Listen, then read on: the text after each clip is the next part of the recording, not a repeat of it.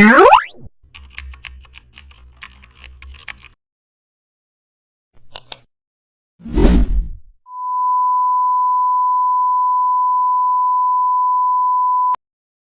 back to the channel. Don't forget to like, share and subscribe for more updates. Today we are exploring an amazing topic of Photoshop, how to create custom shape corner accent for design frames. Open Photoshop and create a new canvas. Select the custom shape tool from the shape picker. Choose an L shape or corner shape.